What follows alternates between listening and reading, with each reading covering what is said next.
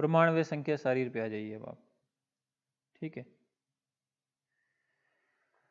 अब जो ancient methods थे मेजरमेंट के वो सब इसमें, प्रमाण का मतलब वो प्रमाण नहीं है प्रत्यक्ष अनुमान, प्रमाण मतलब मेजरमेंट से है यहाँ पे। तो इन्होंने क्या बनाया हुआ था कि लेंथ मेजर करनी हो या सरकमफ्रेंस वगैरह मेजर करनी हो तो अंगुल प्रमाण में कर लिया करते हैं, वॉल्यूम वगैरह मेजर करनी हो तो अंजलि प्रमाण में कर लेते हैं। ठीक है, तो दो तरह के प्रमाण हुए, एक अंगुल प्रमाण एक अंजलि प्रमाण। अंजलि प्रमाण हम यहाँ पे नहीं कर रहे हैं क्योंकि अंजलि प्रमाण हम क्रिया शारीर में ऑलरेडी करके आ चुके हैं। ठीक है, याद हो तो आपको 10 अंजलि जो है जल वाला या उदक वाला था, 9 अंजलि रस वाला था, 8 वाला अंजलि वाला जो है शोणित का था, याद है, ब्लड में डबल ओ आ रहे थे, मिला के 8 बन गया। ठीक है, 7 अंजलि स्टूल का था, 6 अंजलि कफ का था, 5 अंजलि पित्त का था, 4 अंजलि जो है आपका आर्तव का और मूत्र का बन रहा था। ठीक है, 10 9 8 7 6 5 4 3 2 1 वसा में मजा, वसा वसा मेद और मज्जा, ये 3 2 1 थे। अर्धांजलि में मस्तिष्क शुक्र और आपका अपर ओज, ये सब चीज़ें आ रही थी। और वैसे जो है पर ओज जो है वो 8 बिंदु का था। तो इस तरह करके ये आपके अंजलि प्रमाण थे जो कि हम क्रिया में ऑलरेडी डाल चुके हैं, कुछ बचता है नहीं। ठीक है, स्तन्य एक और है जो वाग्भट का एक्स्ट्रा है, स्तन्य 2 अंजलि होता है बस। ठीक है, बाकी कुछ नहीं। तो अंजलि प्रमाण यहाँ बोल भी दिया है, बाकी क्रिया में ऑलरेडी आप कर चुके हो। बच्चा अंगुल प्रमाण, तो अंगुल पे अब आ जाते हैं। ठीक है, तो अंगुल प्रमाण सोमेटोमेट्री। ठीक है, संदर्भ किस किस ने कहाँ कहाँ पे दिया हुआ है, तो चरक आचार्य ने चरक विमान 8 में दिया है, सुश्रुत आचार्य ने सुश्रुत सूत्र 35 में, अष्टांग हृदय का शारीर में आता है, संग्रह का भी शारीर में आया करता है। ठीक है, अंगुल प्रमाण जो यहाँ पे अंगुली जो ली हुई है वो अपनी खुद की ही उंगली जो है मेजरमेंट के लिए ली जाती है। ओवरऑल किसने कितना बताया हुआ है, सुश्रुत आचार्य ने ओवरऑल जो लेंथ है वो 120 अंगुल बता रखी है ह्यूमन की। ठीक है, और चरक आचार्य ने ये 84 अंगुली पर बता रखी है। अष्टांग हृदय संग्रह ने भी इतनी बताई जितनी चरक ने बताई हुई। अष्टांग हृदय जो अपने हैं फिलहाल जो अपने लिए इंपॉर्टेंट होते हैं क्योंकि वृत्तत्रय में उनको शामिल किया हुआ है, उन्होंने स अर्धत्रय हस्त यानी कि 3.5 हाथ बता रखी है। 3.5 हाथ है, उनको भी कैलकुलेट करके निकालोगे तो वो इतना ही निकल के आएगा। ठीक है, ओके। 120 अंगुल कैसे बनी और इनकी 84 इतनी कम कैसे बनी, तो इन्होंने सुश्रुत ने जो हाइट मानी है वो आदमी अगर पंजे के बल खड़ा हुआ हो और हाथ एकदम ऊपर कर लिए, जैसे पनिशमेंट देते हैं ताड़ा आसन की तरह ऊपर हाथ, तो वहां से पूरी हाथों ऊपर किए हुए हाथों के टॉप से लेके और नीचे पैर तक जो है 120 अंगुल मान रखी उन्होंने। चरक ने सीधे सिंपल खड़े हुए की मानी तो उनकी 84 आती है। ठीक है, अच्छा, एक हस्त जो है उसमें 24 अंगुल होती है। ठीक है, तो आप 3.5 हाथ में निकाल सकते हो कितना अंगुल बनेगा। ठीक है, तो 3.5 हाथ में 84 अंगुल बन जाएगा जो कि फिर चरक के ही बराबर है। तो वाग्भट चरक की सेम हो जाती है, वर्डिंग अलग अलग है। ठीक है, एक अंगुल में वैसे 3/4 इंच जनरली लिया करते हैं, तो 84 अंगुल में जो है 63 इंच बंदा बनता है, 120 अंगुल में 90 इंच का बंदा बनेगा। ठीक है, अब हम देखते हैं सुश्रुत आचार्य का प्रमाण का पूरा सीक्वेंस। तो पहले तो उनके में सबसे पहले पॉइंट यही आता है कि जो अंगुल प्रमाण वगैरह ये दे रहे हैं हम दे क्यों रहे हैं, इसकी इंपॉर्टेंस क्या है अपने को देने की। तो वो कहते हैं आयुषो विज्ञानार्थम, आयु के विज्ञान के लिए। क्योंकि अगर जितनी अंगुल बताई हुई है शास्त्र में वो बंदे के जो अंग है उनके प्रमाण भी सेम ही रहते हैं, तो हम उसको कहेंगे कि ये बहुत ही सम प्रमाण में है, तो उसका शरीर जो है लंबी आयु वाला होगा, नहीं तो फिर वो विषम प्रमाण में माना जाएगा। ठीक है, अब ये ओबियसली सब के सब तो हम नहीं याद करते हैं। ठीक है, लेकिन कोशिश करते हैं कि कुछ एक पॉइंट जो हैं वो हम याद कर लें। ठीक है, ओके, देखते हैं। तो शुरू करते हैं एकदम नीचे से बेस से। तो पाद जो है वो 11 अंगुल का माना हुआ है, पैर जो है 11 अंगुल का है। ठीक है, और उसकी गोलाई जो है परिणा मतलब गोलाई वो 14 अंगुल की होती है। ठीक है, बाकी आप इनके पैर के साथ साथ और जो जो अंग थे उनके हमने यहाँ पे लिख लिए, आप चाहो तो एक बार रीडिंग लगा सकते हो, बाकी उतना ट्रेंडिंग नहीं होता है, उतना पूछा जाना। तो 11 के बाद आप सीधा पहुंचो जंघा वाले पे जो काल्फ रीजन है। तो 11 11 हम ऐसे याद करते हैं 11 18 4 18। ठीक है, एकदम है ना ऊपर की, 11 पैर का था, फिर 18 काल्फ वाले रीजन का आएगा। ठीक है, 11 18 4 जानू का, 18 उरू का, 11 18 4 18, 12 12 16 16 6 4, 12 नाभि से हृदय, फिर हृदय से ग्रीवा 12, फिर 16 कोहनी से स्कंद और कोहनी से मणिबंध तक। ठीक है, और फिर जो है आपका 6 हस्ततल का हो जाएगा, 4 लास्ट में उंगली का हो जाएगा। तो सीक्वेंस क्या बनेगा, 11 18 ठीक है, एकदम नीचे से 11 18 4 18 12 12 16 16 6 4, इस तरह करके पूरा एक लेंथ याद हो जाएगी। ठीक है, 11 18 4 18 12 12 16 16 6 4। तो 18 में देख लो, अब जंघा 18 है, लेकिन जंघा की भी जो गोलाई है इन्होंने 14 अंगुल ले रखी है। जानू 4 ही अंगुल की है, गोलाई उसकी भी 14 अंगुल की है। उरु जो है 18 अंगुल की है, गोलाई 32 अंगुल की है उसकी। नाभि से हृदय तक 12 अंगुल है। ठीक है, हृदय से ऊपर गर्दन तक 12 अंगुल लिया हुआ है। 12 अंगुली फिर भग का भी विस्तार है। 12 अंगुली शिशिन और नाभि का अंतर होता है।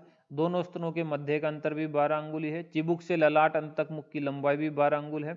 मणिबंध की गोलाई 12 अंगुल है। प्रकोष्ठ की गोलाई भी जो है 12 अंगुल होती है। तो जो जो 12 अंगुल के थे वो हमने यहाँ लिख दिए साथ में याद करने को। ठीक है, कंधे से कोहनी तक या कोहनी से कंधे ले लो तो 16 अंगुल है, और कोहनी से मणिबंध ले लो तो फिर 16 अंगुल है। ठीक है, हथेली जो आएगी, हथेली जो है 6 अंगुल लंबी है, 4 अंगुल चौड़ी है, तो 6 × 4 लिख रखा है। ठीक है, ओके। फिर बचा आपका जो लास्ट में उंगलियां आएंगी, तो उंगलियां तो पांचों उंगलियां बराबर होती नहीं, तो एक एवरेज 4 ले लिया गया है। वैसे मध्यमा 5 अंगुल की होती है। प्रदेशनी और अनामिका 4.5 अंगुल की होती है। अंगूठा और कनिष्ठिका ये 3.5 अंगुल के हुआ करते हैं। एवरेज 4 अंगुल लिया हुआ है रखने के लिए। तो 11 18 4 18 12 12 16 16 6 4, ऐसे करके सीक्वेंस आपको याद रख लेना है इसका। ठीक है, टोटल 120 अंगुल है। अब इसमें एक दो इंपॉर्टेंट पॉइंट है जिनको पूछ लिया करता है, वो और देख लेते हैं। जैसे चिबुक यानी कि जो ठोडी है, ठीक है, वहां से लेके और ललाट के अंत तक, ठीक है, माथा जहाँ एंड हो रहा है वहां तक 12 अंगुल होता है। फिर वहां से केसों के अंत से शुरू करके सिर के बीच तक 11 अंगुल होता है, और फिर मस्तक के मध्य से शुरू करके गर्दन के पीछे तक जो है 10 होता है। तो एकदम सीक्वेंस में है। ठीक है, जो आपकी ये है चिबुक, यहाँ से शुरू किया और माथे के एंड तक गए ये 12 अंगुल, फिर वहाँ से शुरू किया और सिर के मध्य तक गए ये 11 अंगुल, फिर वहाँ से शुरू किया और गर्दन के पीछे तक आए तो ये 10 अंगुल। ठीक है, तो एकदम सीक्वेंस से आप याद रख सकते हैं इसको। ठीक है, फिर ये पॉइंट आपको खूब मिलेगा एमसीक्यू में पूछा हुआ कि पुरुष का जो उरय प्रदेश है चेस्ट, और स्त्री की जो कमर है श्रोणी वेस्ट, वो बराबर है 24 अंगुल पे। स्त्री का जो उरस है और पुरुष की जो कमर है वो 18 अंगुल की है। ठीक है, तो ये चक्रपाणी के बताए हुए हैं सुश्रुत की टीका पे। ठीक है, डलन कमेंट्री कुछ और ही कहती है। उनका कहना है कि चेस्ट ऑफ मेल जो है वो 12 और 24 अंगुल, दो डिफरेंट ओपिनियन उन्होंने दिए हुए हैं। वो बहुत मायने रखता नहीं एग्जाम में। एग्जाम में भाई इतना वाला याद रखना है जो ऊपर लिखा हुआ हिंदी में चक्रपाणी वाला। ठीक है, पुरुष का उर और ये स्त्री की श्रोणी 24 है, और स्त्री का उरस और पुरुष की कटी जो है ये 18 अंगुल है। ठीक है, आप एक याद कर लो, पुरुष का उर 24 अंगुल का होता है, पुरुष की कटी 18 अंगुल की होती है, यूं याद कर लो आप। ठीक है, और वो रिवर्स कर लेना कि जो उसका उरस है वो उसकी कटी है, जो उसकी कटी वो उसका उरस के बराबर है। ठीक है, अब आप आ जाओ मुख। मुख पे आप मुंह पे अगर उंगलियां रख के देखो तो 4 ही अंगुल परिणाह का बनेगा। ग्रीवा गर्दन 20 अंगुल परिणाह की। नासापुट की मर्यादा, अगर ऐसा वर्ड आए नासापुट मर्यादा, तब त्रिभाग अंगुल विस्तारा, यानी 1 से 1/3 ऐसा बनेगा। ये बहुत पूछेगा आपसे, ना ता द और न के द वाला। ठीक है, न त और द, तो ये बना 39, 1/39। नेत्र के आयाम का 1/3 होता है तारकांश, तो न से नेत्र, त से तारकांश 1/3। ठीक है, तारकांश का दृष्टिमंडल ये होता है 1/9। ठीक है, नतद 1/39 ऐसा याद कर सकते हैं हम। ठीक है, एक आगे आएगा नकद, जो कि ज्यादा पूछा जाता है। ये नतद वाला तो अंगुल प्रमाण से इतना नहीं, ये नकद वाला पॉइंट जो होता है ये शालाक्य में आता है, सुश्रुत उत्तर तंत्र में, तो यही ज्यादा पूछा जाता है।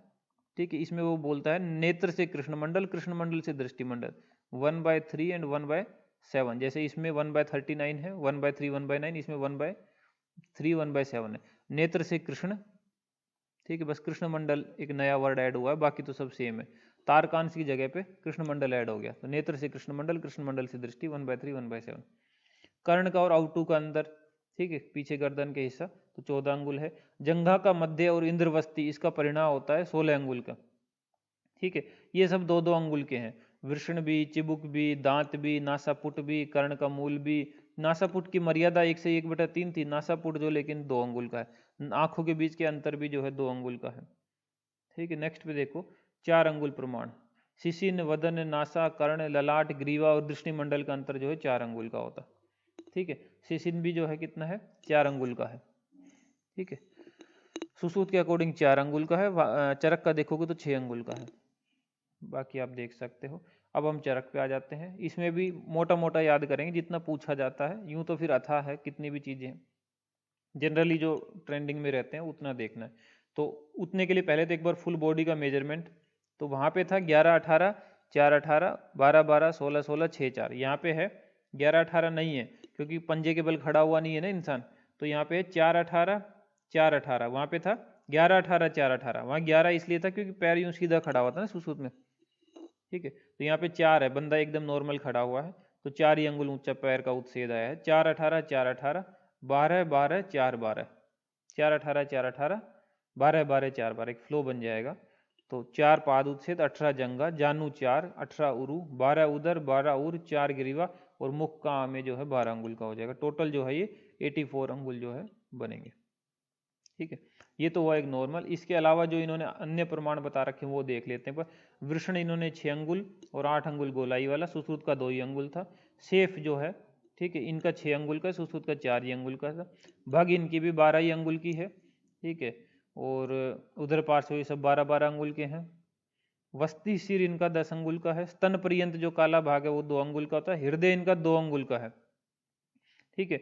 वहीं टीका में ऐसा लिखा हुआ है कि योगेंद्रनाथ सेन की वाली बुक में 3 अंगुल मिलता है, लेकिन हम मेन 2 अंगुल का याद रखेंगे अपना। योगेंद्रनाथ पूछेगा तब अलग बात है, ठीक है। बाकी बहुत कुछ ऐसा पूछने की बात आती नहीं है, ठीक है। ललाट 4 अंगुल का है, ठीक है। आपको कोई एक आध वर्ड आपका फेवरेट लगे तो उसको याद कर सकते हो। बाकी एच इतना ट्रेंडिंग नहीं रहता है पूछने में, ठीक है। तो इस तरह करके खत्म हो जाता है ये। अंजलि प्रमाण हम क्रिया शरीर में देख चुके हैं, जरूरत नहीं है उसकी। फिर भी 10 जो है वो 10 अंजलि जल या उदक रहता है, 9 अंजलि रस रहता है, 8 अंजलि ब्लड का ओ डबल ओ मिला के 8 बन जाता है, तो रक्त का रहता है। अष्टौ शोणितस्य। और 7 अंजलि जो है stool, S7 S stool. 6 Anjali कफ का, 5 अंजलि पित्त का, 4 अंजलि मूत्र का और आर्तव का, 3 2 1 वसा में मजा, वसा में मज्जा का 3 2 1 अंजलि रहता है। अर्ध अंजलि मस्तिष्क का, शुक्र का, और अपरोज का रहता है। परोज जो है 8 बिंदु का रहा करता है। स्तन्य जो है वो 2 अंजलि रहता है। इतनी सी बात है उसमें। और इतने आपको क्रिया शरीर में MCQ कराए तो खूब अंजलि प्रमाण आया था, खूब आपने लगाया था, हर बार पढ़ा था तो एक तो रट ही गया होगा। एक क्वेश्चन और होता है, नित्य न बढ़ने वाले अंग कौन से हैं, नित्य बढ़ने वाले अंग कौन से हैं। दृष्टि और लोमकूप ये कभी भी बढ़ते नहीं, सेम के सेम ही रहते हैं। नाखून और केस ये बढ़ते रहते हैं, इसलिए जो भूत होते हैं मरने के बाद भूत बन जाते हैं, भूतों के भी नाखून और केस बढ़े मिलते हैं। तो सोचो ऐसा याद रखने के पर्पज ऐसा कि ये हमेशा बढ़ते ही रहते हैं, इसलिए भूतों के भी बढ़े हुए मिलते हैं। तो ये नाखून और केस जो है बढ़ने वाले अंगों में होते हैं। ऐसा करके आप याद इसको कर सकते हैं।